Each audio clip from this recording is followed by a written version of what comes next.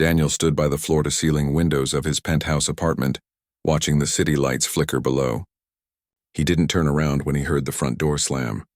That made 17. 17 nannies in less than 2 years. He closed his eyes and let out a long breath. They're monsters. Absolute monsters. The young woman's voice echoed through the marble hallway. I have a degree in early childhood education. I've worked with difficult children before, but those two? They're impossible. Daniel finally turned to see the nanny storming toward the elevator, her designer bag clutched tightly, mascara running down her cheeks. His housekeeper, Linda, hurried after her with her final paycheck. The elevator doors closed and silence fell over the apartment once again. From somewhere deep in the penthouse, Daniel could hear muffled giggling. His 5-year-old twins, Sophia and Christopher, were probably celebrating another victory.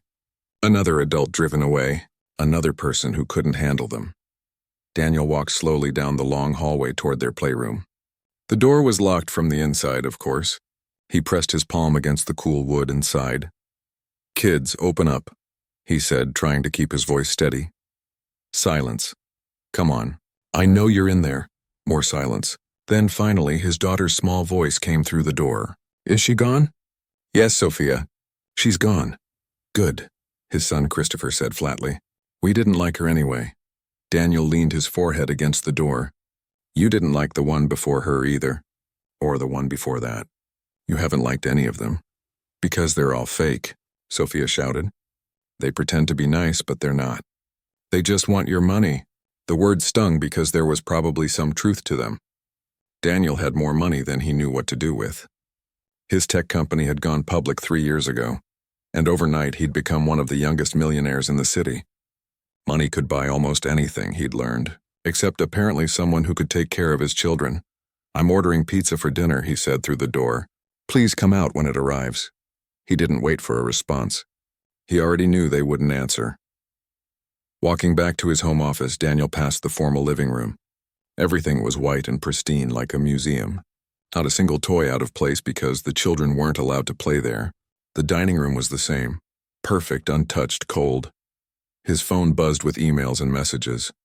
His assistant had sent him the final numbers for the quarterly report. A reminder that he had a board meeting tomorrow morning. 3 interview requests from business magazines. His life was full of demands, schedules, and responsibilities.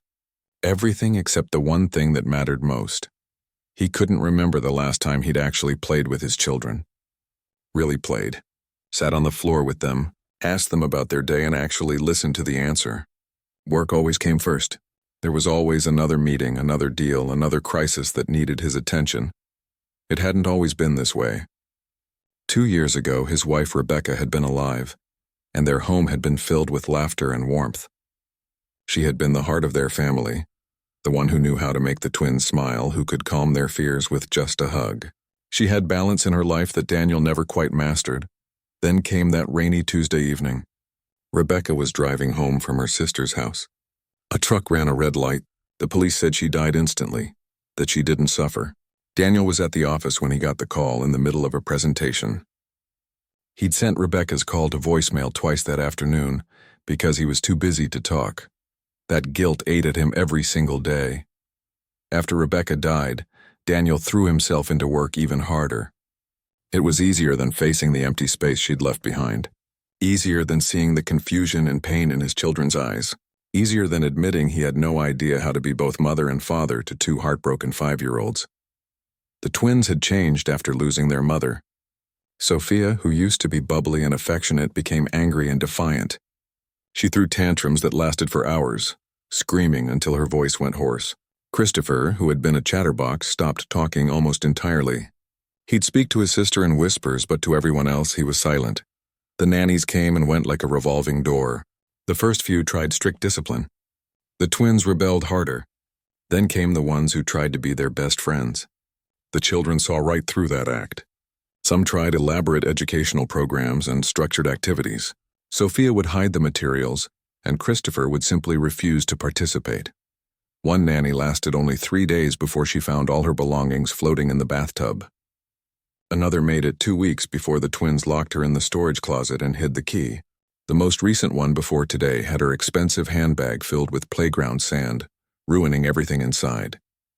Daniel knew his children weren't evil. They were hurting. But he didn't know how to help them. Every parenting book he bought sat unread on his nightstand. Every therapist he contacted had a 6-month waiting list, and the nannies, no matter how qualified or experienced, couldn't break through the walls his children had built. The penthouse doorbell rang, snapping him out of his thoughts. Linda answered it and returned a moment later with the pizza. She set it on the kitchen counter and gave Daniel a long, concerned look. "Mr. Thompson, we need to talk," she said quietly. Daniel nodded, suddenly feeling exhausted. Linda had been with the family for 3 years. She'd seen everything. "The agency called," Linda continued. "They're not sending anyone else. They said the twins have a reputation now and none of their nannies are willing to work here." "Great," Daniel muttered, rubbing his temples. "Just great. But I have an idea," Linda said, her voice brightening slightly. "It might sound unusual, but hear me out." Daniel looked up at her. "You know the Rodriguez family down the hall? I sometimes chat with their housekeeper, Clara. She's been telling me about this woman who works for them a few days a week. Her name is Helen, and from what Clara says, she's absolutely wonderful with children. She raised 4 kids on her own after her husband passed away." "Is she a professional nanny?" Daniel asked. "No," Linda admitted. "She's a maid. She cleans houses. But Clara says she has this gift with kids. The Rodriguez children adore her. And she's looking for more work hours," Daniel frowned. "A maid, Linda, I need someone qualified. Someone with experience and training." "With all due respect, Mr. Thompson," Linda said carefully, "you've tried 17 qualified, experienced, trained nannies. None of them worked. Maybe what Sophia and Christopher need isn't someone with certifications on a wall. Maybe they need someone who actually understands children." Daniel wanted to argue, but what could he say? She was right. Nothing else had worked. His children were miserable. He was miserable. The situation was getting worse, not better. "Fine," he said finally. "Set up a meeting. But I'm not promising anything." Linda smiled. "I'll call Clara right now." 2 days later, Daniel found himself sitting in his formal living room, waiting to interview a maid to take care of his children. His mother would be horrified if she knew. His business partners would think he'd lost his mind. But desperation had a way of making you consider options you'd normally dismiss. The doorbell rang right on time. Linda opened the door and welcomed in a woman who looked to be in her early 50s. She was average height with kind eyes and a warm smile. She wore simple, clean clothes and carried herself with quiet dignity. There was something immediately calming about her presence. "Mr. Thompson, this is Helen Morrison," Linda said. Daniel stood and shook her hand. "Thank you for coming." "Thank you for meeting with me," Helen replied. Her voice was gentle but confident. "I know this is an unusual situation." They sat down and Daniel launched into his prepared speech about the twins, their behavior problems, and what he expected from whoever took care of them. He listed the duties, the schedule, and the salary. Helen listened patiently, nodding occasionally. When he finished, she was quiet for a moment. Then she said something that caught him completely off guard. "Mr. Thompson, when's the last time you sat on the floor and played with your children?" Daniel blinked. "I'm sorry, what?" "When did you last spend time with them? Not telling them to behave or asking about homework. Actually playing. Being present with them." He felt defensive. "I'm very busy. I run a company. I provide everything they need." "I'm sure you do," Helen said gently. "But things aren't what they're missing, are they?" The words hung in the air between them. Daniel felt something crack open inside his chest, something he'd been keeping carefully locked away. This woman, this stranger, had taken one look at the situation and seen right through to the heart of the problem. "They lost their mother," he said, his voice rough. "I don't know how to help them with that." "Did you lose someone too?" Helen asked softly. "My wife." "Then you're all grieving," she said. "And children need to know they're not alone in their pain. They need to know their father is still there, even when everything else feels scary and uncertain." Daniel looked down at his hands. "I don't know if I'm any good at this. Being a single parent. I work all the time because I don't know what else to do." "Nobody's good at it at first," Helen said. "And there's no shame in that. But those children upstairs, they're not misbehaving because they're bad kids. They're hurting and they don't know how to tell anyone, so they act out hoping someone will finally see them." "And you think you can help them?" Daniel asked. Helen smiled. "I can try." But Mr. Thompson, I need to be honest with you. I'm not going to use complicated techniques or special programs. I'm going to love your children, be patient with them, and help them feel safe again. Sometimes that's all kids really need. Daniel studied her face. There was something genuine there, something real that had been missing from all the other candidates. They'd had impressive resumes and fancy credentials, but none of them had this warmth, this understanding. When can you start? He asked. Tomorrow morning, if you'd like. As Helen stood to leave, Daniel walked her to the door. I should warn you, he said. They're going to test you. They'll try to make you quit like all the others. Helen's eyes twinkled. Let them try. I raised 4 teenagers while working 2 jobs. I think I can handle 2 5-year-olds. After she left, Daniel stood in the quiet penthouse and wondered if he'd just made a brilliant decision or another terrible mistake. Only time would tell, but for the first time in a long time, he felt a tiny spark of something he'd almost forgotten. Hope. Helen arrived at 8 in the morning, carrying a small backpack and wearing comfortable clothes. Linda let her in and showed her around the penthouse one more time, pointing out where everything was kept. Daniel had already left for an early meeting, which didn't surprise Helen at all. The children are still in their rooms, Linda whispered. They know someone new is starting today. I heard them whispering and planning something this morning.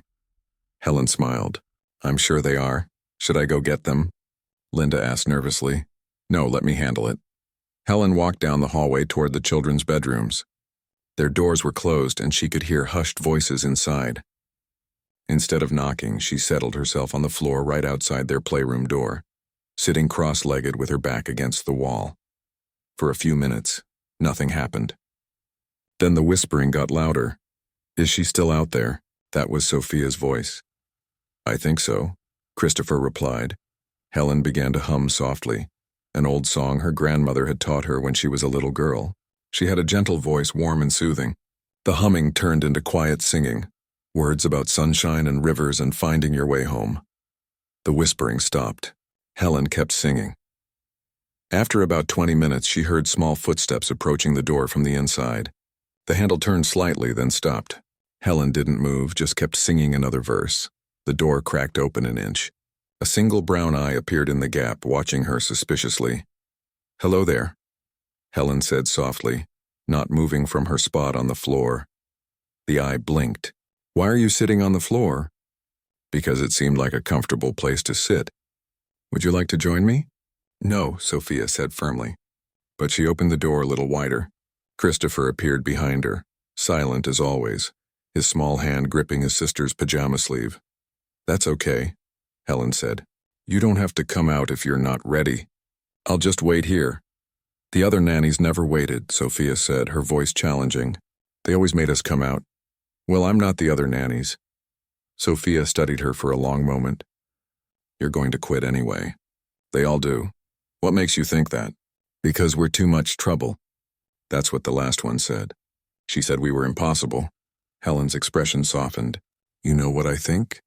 I think you two have been through something really hard, and nobody's been listening to you. So you found other ways to be heard. Christopher's grip on his sister's sleeve tightened. Sophia's tough expression wavered for just a second. We don't need another nanny, Sophia said, but her voice was quieter now. Maybe not, Helen agreed. But maybe you could use a friend. They stood there in silence for another minute. Then Christopher tugged on Sophia's sleeve and whispered something in her ear. She nodded. Are you going to make us do worksheets and practice spelling? Sophia asked. Not today. Are you going to make us sit quietly and practice good manners? Not unless you want to. Sophia frowned, clearly confused by these answers. Then what are you going to do? Helen smiled. I thought maybe we could make some breakfast. I'm pretty hungry. Are you? The twins exchanged glances. Finally, Sophia nodded slowly. They emerged from the playroom, still in their pajamas, watching Helen like she might suddenly transform into a monster. Helen stood up and brushed off her pants. Lead the way to the kitchen. When they got there, Sophia immediately said, We're not allowed in the kitchen. We might break something. Who told you that? Everyone. Helen looked around the massive, spotless kitchen with its marble countertops and stainless steel appliances. Everything was perfectly organized and completely unused. It looked more like a showroom than a place where people actually cooked. Well, Helen said, pulling open the refrigerator. I think kitchens are meant to be used, and I think kids should know how to cook. My grandmother taught me when I was even younger than you two. She pulled out eggs, milk, and butter. Have either of you ever made pancakes? Both children shook their heads. Then today's your lucky day. Helen found a large mixing bowl and set it on the counter. Sophia, can you help me measure the flour? Christopher, you're in charge of cracking the eggs. For the next hour, the pristine kitchen became a wonderful mess. Flour dusted the counters and somehow ended up in Sophia's hair. Christopher cracked his first egg and got shell in the bowl, but Helen showed him how to fish it out. They measured and mixed and stirred, and slowly, something magical happened. The twins started to relax. Sophia asked questions about everything. How did Helen know how much flour to use? Why did the batter need to rest? Christopher didn't speak, but he watched everything intently. And when Helen asked him to stir, he did it with complete concentration. When the first pancake hit the hot griddle, both children leaned in close to watch it cook. Their eyes widened as bubbles formed on the surface. When you see bubbles like that, it's ready to flip, Helen explained. Want to try, Sophia? Sophia looked nervous but nodded. Helen guided her hand on the spatula, and together they flipped the pancake. It landed perfectly, golden brown on one side. Sophia gasped with delight. I did it. Christopher, look. I flipped a pancake. Her brother smiled. Actually smiled. It was small, but it was there. They made a whole stack of slightly lumpy, imperfect, absolutely delicious pancakes. Helen found syrup and fresh berries, and they sat at the kitchen island together, eating breakfast surrounded by their mess. For the first time since Helen had arrived, the children seemed like actual children, not tiny soldiers guarding a fortress. These are the best pancakes ever, Sophia declared, syrup on her chin. That's because you made them, Helen said. Food always tastes better when you make it yourself. Christopher pointed to his sister's face and giggled silently. Sophia looked confused until Helen handed her a napkin and pointed to her own chin. Sophia wiped the syrup away and laughed. After breakfast, Helen surprised them again. I need to do some laundry. Want to come help? Laundry? Sophia wrinkled her nose. That's boring. Have you ever done laundry before? No, the cleaning people do that. Well then, you definitely need to learn. It's an important life skill. Helen gathered up some towels and led the twins down to the building's laundry room in the basement. It was a completely different world from the penthouse. Plain, functional, with rows of washing machines humming away. Helen showed them how to sort clothes by color, how to measure detergent, and how to start the machine. She explained why hot water was for whites and cold water for colors. Christopher was fascinated by the spinning drum, pressing his face close to the glass to watch the clothes tumble. My mama used to let me help with laundry, Sophia said quietly. It was the first time either child had mentioned their mother to Helen. She said I was a good helper. I bet you were, Helen said gently. What else did you and your mama do together? Sophia thought for a moment. She used to sing to us at bedtime, and she made really good spaghetti. And she always knew when we were sad, even if we didn't say anything. She sounds like she was a wonderful mother. She was the best. Sophia's eyes filled with tears. I miss her so much. Helen pulled the little girl into a hug. Of course you do, sweetheart. It's okay to miss her. It's okay to be sad about it. Daddy never wants to talk about her, Sophia whispered. He gets all quiet and goes to his office when we mention her. Your daddy's sad too, Helen said softly. Sometimes grown-ups don't know how to show their feelings. But that doesn't mean he doesn't miss her just as much as you do. Christopher had been listening quietly. Now he moved closer and leaned against Helen's side. She wrapped her other arm around him. The three of them stood there in the basement laundry room, surrounded by the warm, clean smell of detergent and the steady hum of machines. And Helen let the children cry. Nobody rushed them. Nobody told them to stop. Nobody changed the subject. When the tears finally slowed, Helen said, You know what I think we should do? Both children looked up at her with red-rimmed eyes. I think we should make a special place in your rooms where you can keep your favorite memories of your mama. Photos, drawings, anything that reminds you of her. That way she's always close by. Really? Sophia asked. We're allowed to do that? Why wouldn't you be? Because all her stuff got put away after she died. Daddy said it was too hard to see it everywhere. Helen's heart ached for this family. Well, I think it's important to remember the people we love. Come on, let's go find some of those photos. Back in the penthouse, Helen asked Linda where Rebecca's belongings had been stored. Linda showed her several boxes in a storage closet, packed carefully away. Inside were photo albums, trinkets, and personal items that had once filled the apartment with warmth. Helen brought the boxes to the twins' playroom and sat on the floor with them. Together they went through the albums, and the children told her stories about their mother. Sophia remembered the time Rebecca took them to the beach and built the biggest sandcastle. Christopher pointed to a photo of Rebecca reading to them, and his eyes lit up with recognition. She read to us every night, Sophia explained. Christopher's favorite was the book about the caterpillar. Helen listened to every story, asked questions, and helped the twins select their favorite photos. They found pictures of family vacations, birthday parties, and quiet moments at home. Helen carefully removed photos from albums and helped the children arrange them on their bedroom walls with removable adhesive. By the time Daniel came home that evening, the twins' rooms had been transformed. Photos of Rebecca smiled down from the walls. The children's artwork had been added too, creating a collage of memories and life. The rooms felt lived in, loved, personal. Daniel stood in the doorway of Sophia's room, staring at the walls. His face was unreadable. "I hope this is okay," Helen said quietly.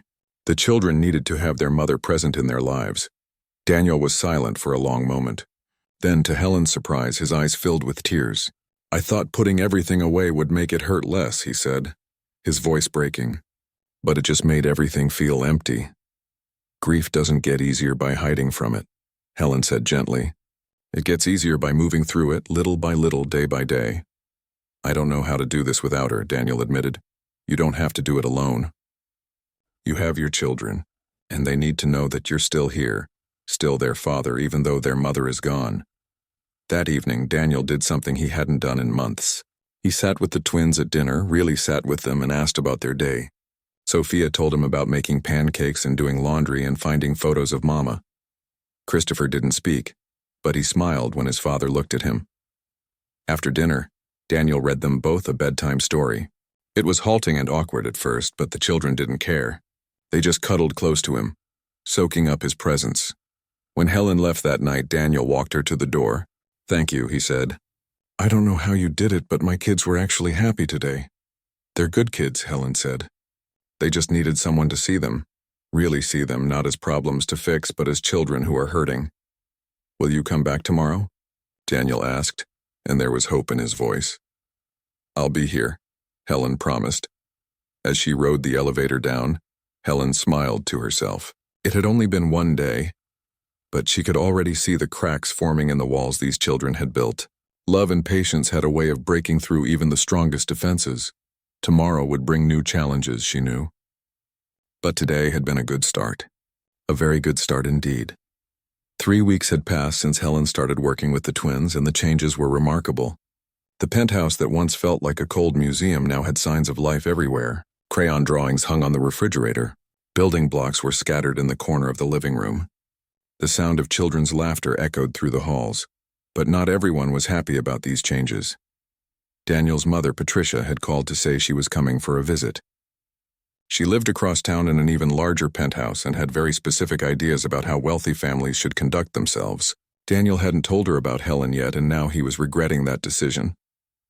"Your grandmother is coming today," Daniel told the twins over breakfast. He was actually sitting with them now most mornings before heading to work. Helen had insisted on it. Sophia made a face. "Does she have to?" "That's not polite, sweetie," Daniel said, though he understood the feeling.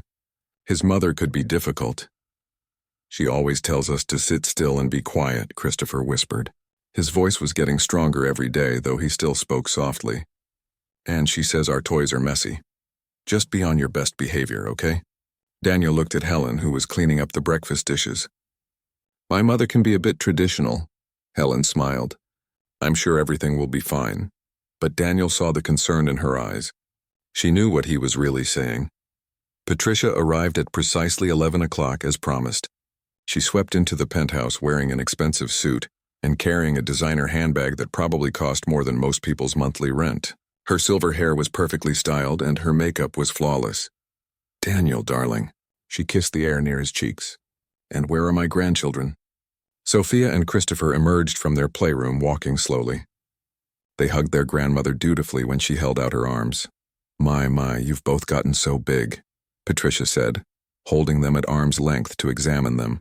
"Though, Sophia, is that marker on your hands? And Christopher, your shirt is untucked. Where is your nanny? She should be keeping you more presentable." "I'm right here, Mrs. Thompson." Helen stepped forward, extending her hand. "I'm Helen Morrison. It's nice to meet you." Patricia's smile froze. She looked Helen up and down, taking in her simple clothes and comfortable shoes. "I see, and you're the new nanny?" "I help take care of the children, yes." "Daniel, might I have a word with you? In private?" Patricia's tone left no room for argument. Daniel followed his mother into his office, dreading what was coming. Patricia closed the door firmly behind them. "What is the meaning of this?" she demanded. "That woman is a maid, not a qualified childcare professional. She's wonderful with the kids, Mother. They've made more progress in 3 weeks than they did in the entire year before." "Progress?" Patricia scoffed. "They look like street urchins. Marker on their hands, messy clothes. And I saw toys all over your living room. This home looks like a daycare center." "It looks like a home where children actually live," Daniel said, feeling his frustration rise. "The kids are happy. Really happy. For the first time since Rebecca died." Patricia's expression softened slightly at the mention of her late daughter-in-law, but only for a moment. "I understand you've been struggling, dear. But this is not the solution. What will people say when they find out your children are being raised by the help? You have a reputation to maintain, the family name to think about. I don't care what people say." "Well, you should. You're a prominent businessman now. Your children will attend the best schools, move in the best circles. They need someone who understands that world, who can prepare them properly.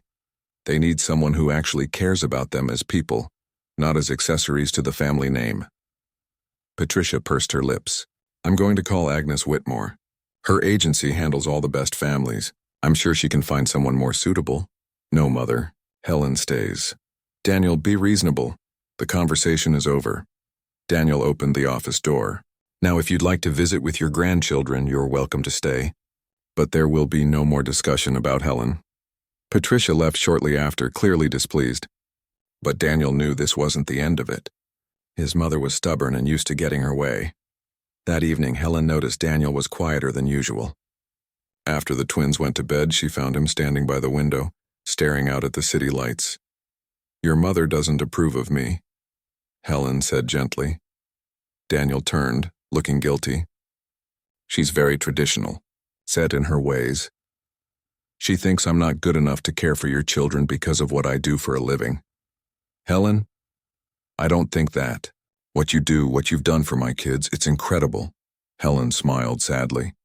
"Mr. Thompson, I've been doing this kind of work my whole life. I know how some people see me. It's okay. I'm used to it." "It's not okay," Daniel said firmly. "You've done more for this family than anyone. My mother just needs time to see that." But time was something they might not have. The next week, Daniel had to attend a school function for the twins. It was a fall festival where parents and children participated in activities together. Helen had helped Sophia make a costume and had practiced Christopher's presentation with him for days. When they arrived, Daniel immediately noticed the stairs. Other parents whispered to each other, glancing at Helen. She walked beside the children, holding Christopher's hand while Sophia skipped ahead. "Is that the nanny?" one mother said, not quite quietly enough. "I heard she's actually a cleaning lady," another replied.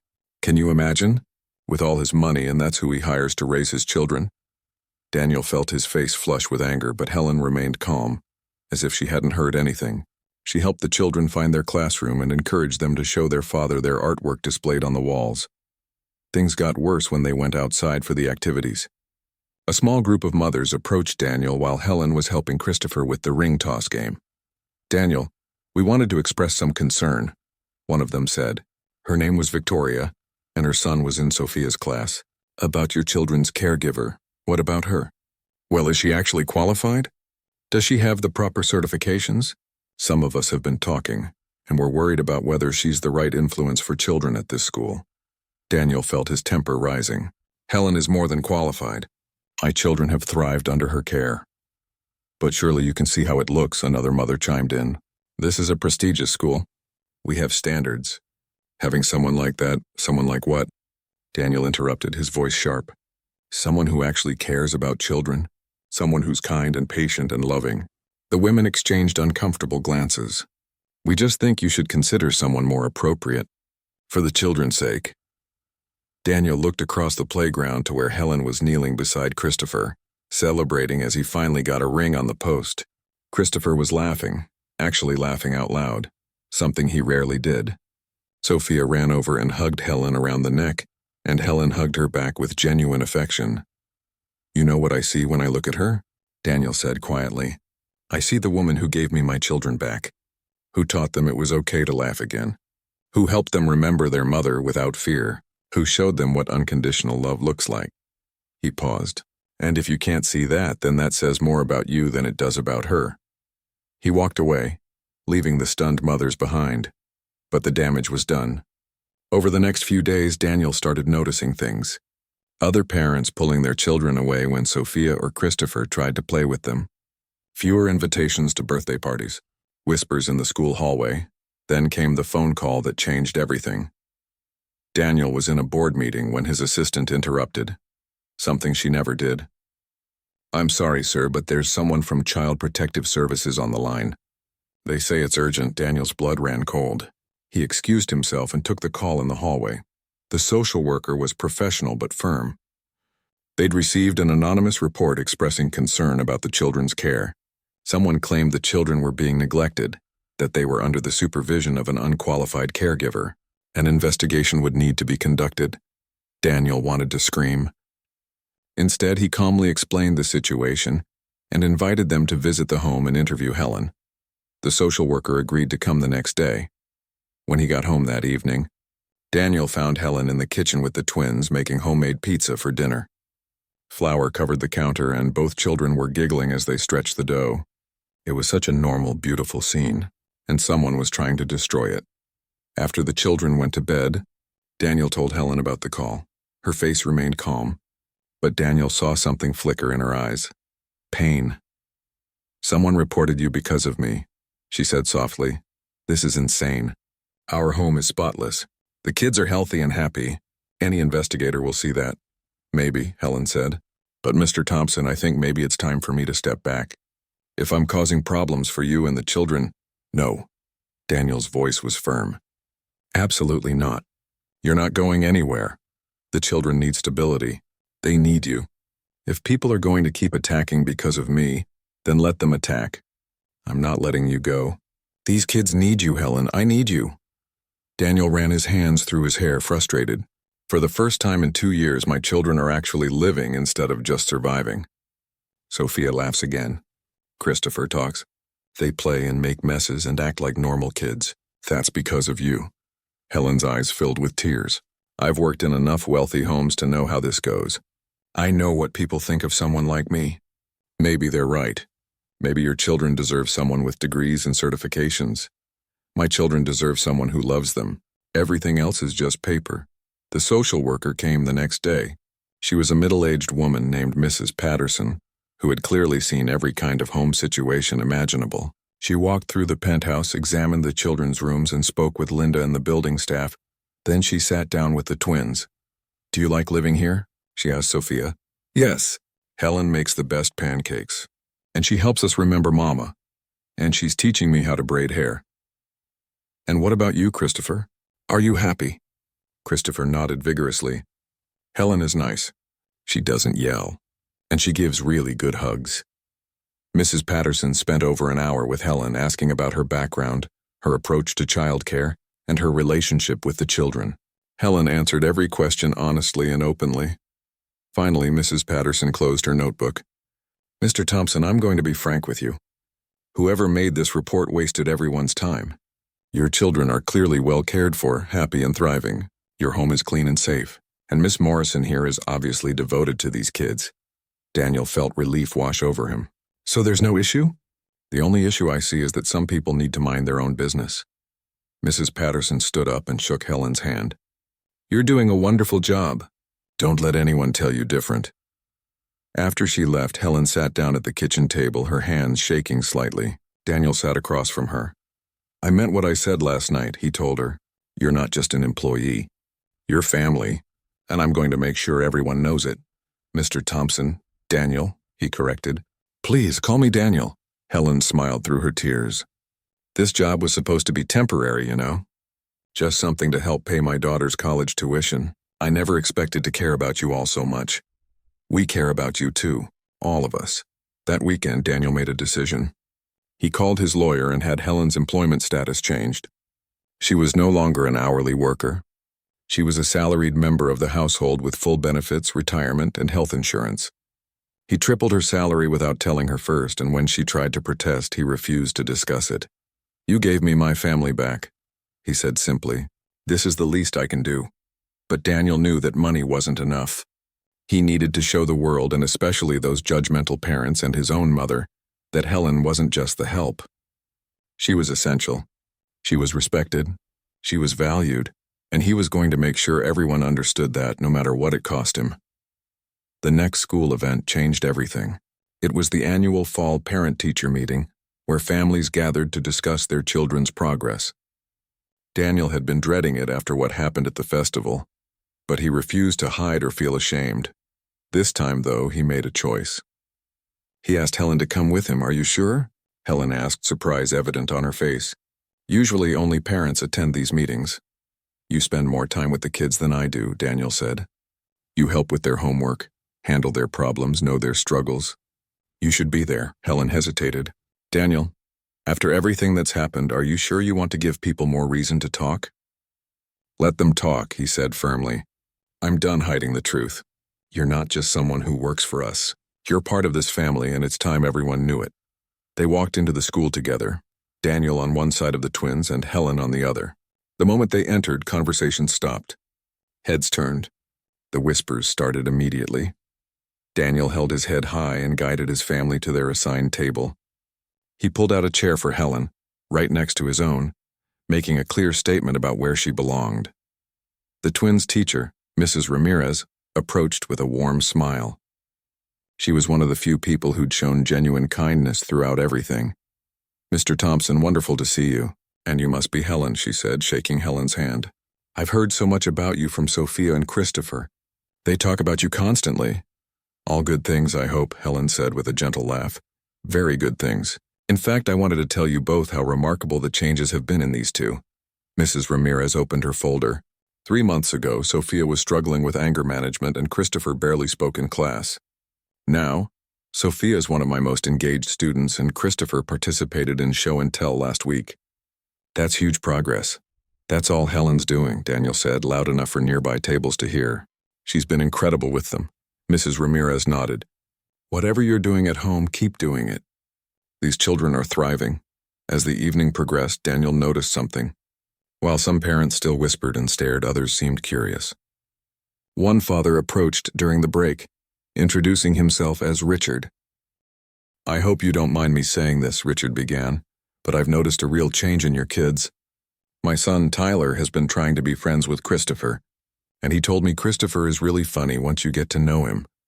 Christopher's come out of his shell a lot lately, Daniel said, putting his hand on Helen's shoulder. Helen has worked wonders with both of them. Richard smiled at Helen. My wife and I are raising our 3 boys, and honestly, half the time we have no idea what we're doing. It's clear you've got a real gift with children. After he walked away, Helen looked at Daniel with tears in her eyes. That might be the first time someone at this school has said something kind to me. It won't be the last, Daniel promised, but not everyone was ready to change their minds. Victoria, the woman who'd confronted Daniel at the festival, made sure to corner him near the refreshment table. I see you brought your maid to a school function, she said with false sweetness. How progressive of you. Daniel set down his coffee cup with deliberate calm. For Victoria, I'm going to say this once, and I want you to listen carefully. Helen is not my maid.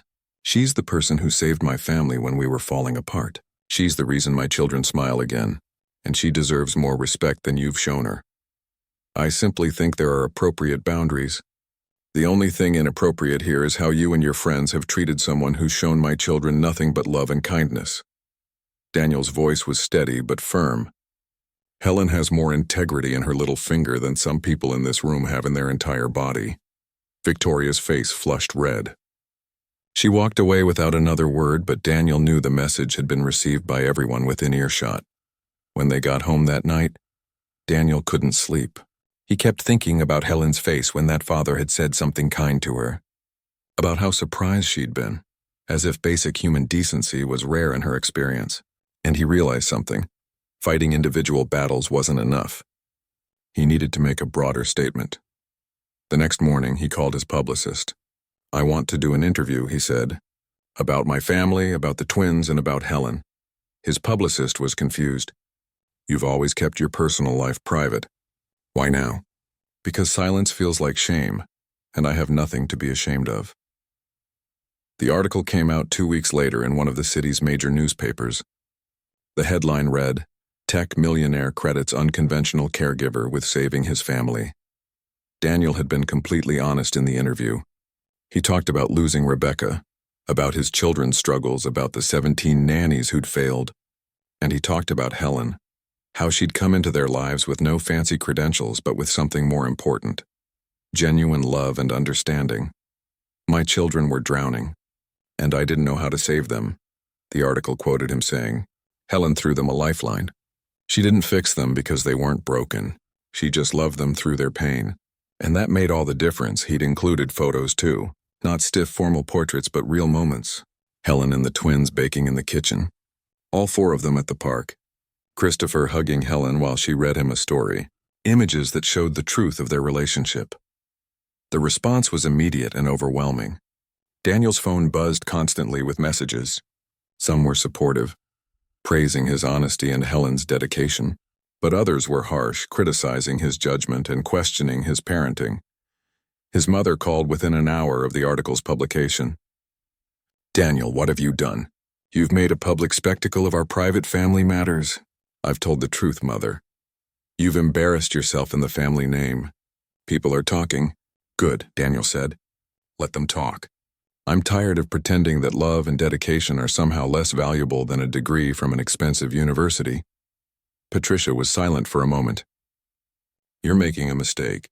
That woman has you fooled, and you're going to regret this. The only thing I regret is not standing up for her sooner." At work, the reactions were mixed too. Some colleagues respected Daniel's honesty. Others questioned whether it was appropriate for a CEO to be so public about his personal life. One board member even suggested it might affect the company's image. "Our image?" Daniel said during a tense meeting. "What image is that?" "The image that says we only value people based on their job titles. That's not an image I want to represent." But the most surprising responses came from unexpected places. Letters started arriving at Daniel's office. Emails flooded his inbox. They were from other parents, other families, sharing their own stories. One mother wrote about how she'd struggled to find good childcare until a neighbor offered to help. Someone without formal training, but with a grandmother's wisdom and patience. Another father wrote about his son's nanny who'd been with them for 15 years and was more family than employee. "Thank you for saying what so many of us feel but are afraid to admit," one email read. "The best caregivers aren't always the ones with the most impressive resumes." Helen showed up to work one morning with tears in her eyes. "Daniel, I've been getting phone calls. Other families in the building want to hire me. They're offering me more money, better hours." Daniel felt his heart sink. Of course they were. Now that he'd publicly validated Helen's worth, everyone wanted her. "Are you going to take one of those offers?" he asked, trying to keep his voice steady. Helen looked shocked. "What? No." "Why would I leave?" "Because you deserve the best opportunities." "I have the best opportunity," Helen interrupted. "I have a family that loves me. Children who've become like my own grandchildren. A job where I'm respected and valued." She smiled. "Money isn't everything, Daniel. You of all people should know that." Relief flooded through him. "I just want you to know you have options. You're not trapped here. I'm not trapped. I'm exactly where I want to be." That weekend, something unexpected happened. Daniel's mother showed up at the penthouse unannounced. This time, though, she didn't look angry. She looked tired. "I read the article," Patricia said without preamble. "Multiple times, actually." Daniel braced himself for another argument. "And I've been doing some thinking. About your father, actually." Patricia sat down on the couch, something she rarely did in this apartment. "After he died, I was lost. Completely lost." "Do you remember who helped me through that time?" Daniel thought back. "Rosa, your housekeeper." "Yes. Rosa, who didn't have any formal training in grief counseling or therapy. But she sat with me when I cried. She made me eat when I didn't want to. She forced me to get out of bed and keep living. Patricia's voice grew soft. She was just a housekeeper. That's what I always called her. But she saved my life during the darkest time. Daniel sat down across from his mother, stunned. I think I've been so hard on you because I was jealous, Patricia admitted. Jealous that your children have someone like Helen when they need her most. Jealous that you were brave enough to let her in when I kept Rosa at arm's length, always maintaining that distance between employer and employee. She looked up with tears in her eyes. Rosa died 5 years ago, and I never told her how much she meant to me. I never thanked her properly, and I've regretted it every single day since. Mom, so I came here to apologize. To you and to Helen. Patricia stood up. Is she here? Daniel called for Helen, who emerged from the kitchen where she'd been giving the twins their afternoon snack. She looked nervous when she saw Patricia. Helen, I owe you an apology, Patricia said directly. I judged you based on your profession rather than your character. That was wrong, and I'm sorry. My grandchildren are lucky to have you in their lives. Helen looked stunned but gracious. Thank you, Mrs. Thompson, that means a lot. Please call me Patricia. She smiled, and it was genuine. And I'd like to get to know you better if you're willing. Perhaps we could have tea sometime? I'd love to hear more about how you've helped the children. After Patricia left, Helen turned to Daniel with wide eyes. Did that really just happen? I think my mother just became your ally, Daniel said with a laugh. The twins ran in from their playroom, and Sophia immediately hugged Helen around the waist. Can we make those cookies again? The ones with chocolate chips? Of course, sweetheart, Christopher tugged on Daniel's sleeve. Daddy, will you help too? Daniel looked at his son's hopeful face and felt his heart swell. Absolutely. Let's all do it together. As they headed to the kitchen, Helen hanging back slightly, Daniel turned to her. Thank you, he said quietly. For everything. For not giving up on us. For showing me what really matters. You figured that out yourself, Helen said. I just gave you a little push in the right direction. A little push? Daniel laughed. You turned our entire world around. In the kitchen, with flour flying and the twins laughing, Daniel realized something profound. He'd spent years chasing success, building wealth, creating an empire. But this messy, chaotic, love-filled moment, this was what real success looked like. And it had taken someone the world dismissed as just a maid to show him that truth. Someone who understood that the most important work anyone can do isn't done in boardrooms or corner offices. It's done in kitchens and playrooms and quiet moments when a hurting child needs someone to simply be there. Helen hadn't just saved his children. She'd saved him too, and for that he would be forever grateful.